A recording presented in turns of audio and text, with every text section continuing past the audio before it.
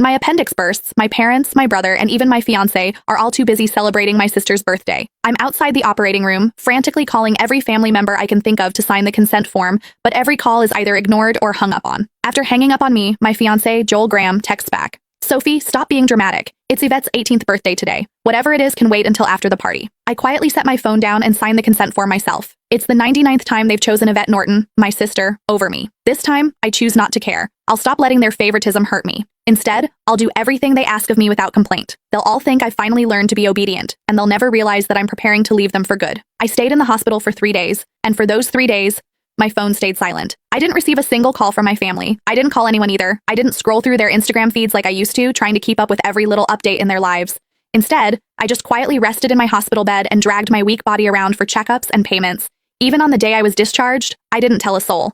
I simply packed my own things, endured the pain in my abdomen, and slowly made my way home. When I pushed the door open, the laughter inside the house abruptly stopped. Everyone was gathered in the living room. My fiancé, Joel, was sitting beside Yvette with his arm casually draped around her shoulders. The moment he saw me, he pulled his hand back and gave me an awkward smile. Soph, you're back? Where have you been these past few days? My brother, Joshua Norton, let out a cold snort. Where else would she have gone to? She just didn't want to show up to Yvette's birthday party. She always has to ruin things for her since she can't stand seeing Vivi happy. I didn't say a word. I just headed straight for my room. Joshua seemed surprised that I didn't argue with him.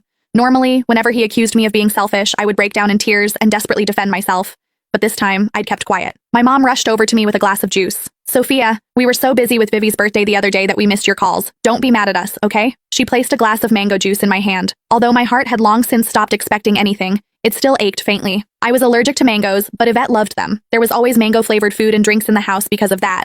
But no matter how many times I reminded them, no one ever remembered that I couldn't have mangoes. I handed the glass back to Mom and quietly stepped back. I'm not mad, I'll just go to my room. Just as I turned around, a loud noise came from the living room. Dad abruptly stood up and slammed his hand on the table. He screamed, "Why have you been walking around with that sour face ever since you came in? Your mother already apologized and even gave you your favorite drink? What's with that attitude? It looks like we've spoiled you too much." My heart twisted, and even breathing hurt. Tears blurred my vision, but I still lifted the glass from Mom's hand and drank it all in one go. I then gently set the empty glass down and wiped away my tears. I calmly looked at Dad. Yvette's the one who likes mangoes. I'm allergic to them, but it doesn't matter. I already drank it all. Can I go to my room now? Sophia, why didn't you say something earlier if you were allergic to it? Who told you to drink it? You're so stubborn. Mom panicked and quickly patted my back. Dad looked embarrassed, but he still harshly replied, "You could have just explained yourself. You've always had that unlikable attitude. You're nothing like Vivi. She knows how to communicate." Yvette's voice drifted over from the couch. "Dad, don't say that about Sophia. You'll make her sad." She sounded gentle, but the smugness in her eyes was impossible to hide. Yvette had always used my dullness to highlight her perfection. No matter what it was, she loved comparing herself to me. She would only be satisfied when she got to trample me.